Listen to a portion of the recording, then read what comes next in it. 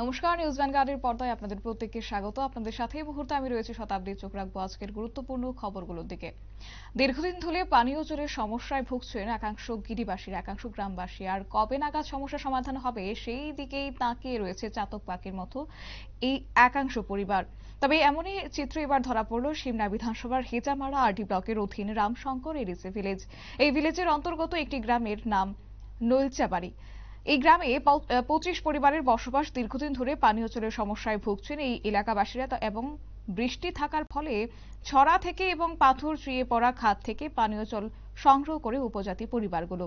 আগে গাড়ি দিয়ে জল দেওয়া হতো শুখা মরশুমে, কিন্তু বিগত 2 বছর যাবৎ একটি পাড়ায় জল দেওয়া হলেও নৈলচাবাড়ি এলাকায় উপজাতি পানীয় জল পাচ্ছে না।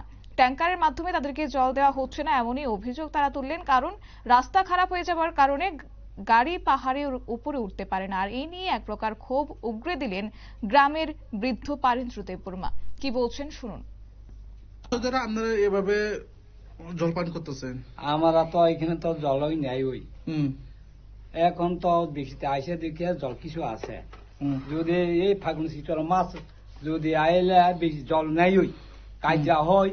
আমার বাড়িতে মেয়ে কি সকল অনেক কাজ হয়, জল পাই না। জল লাগে অনেক আমার অসুবিধা। আপনারা এই এলাকায় বিধায়ক কে আপনারা কি কি আবেদন করবে, কি কি বলতে চান?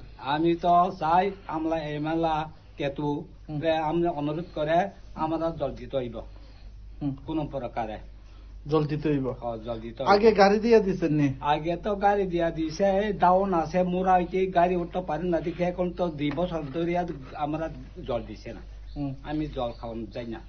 জল তো 2-3টা বাড়ির মধ্যে একটা 2টা বাড়ির মধ্যে দিতেছে গাড়ি দিয়া জল। আমার তো এখানে ডাউন আছে দেখে দিছি না, 2 বছর ধরে দিছি না। কেন দিচ্ছে না? এই রাস্তা তো ভালো, গাড়ি উঠতে পারে না। আগে তো দিছে 1 বছরই কত আগে আগে তো উঠতে পারে গাড়ি, রাস্তা তো কিছু ভালো আছে দেখিয়া। এখন হইলে গাড়ি ডাউন অনেক হয়ে গেছে, রাস্তা খারাপ হয়ে গেছে, গাড়ি উঠতে পারে নাই, লাগিয়ে দিছে না। এমনি কত ফ্যামিলি আছে আপনারা এই এলাকায়? আমরা 3টা বাড়িতে মধ্যে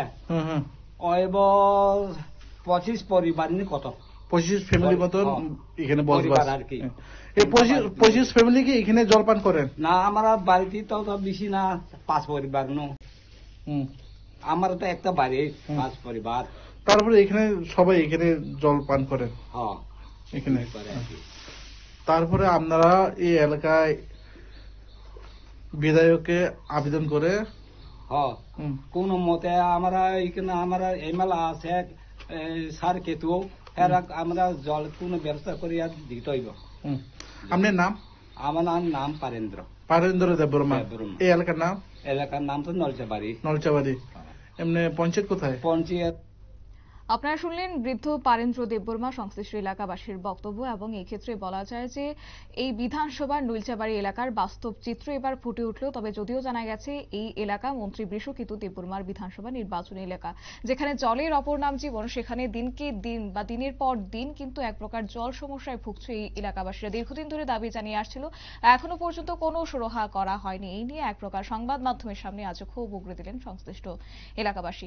নিয়ে নিচ্ছি ছোট একটি বিজ্ঞাপন বিরতির সঙ্গে থাকুন।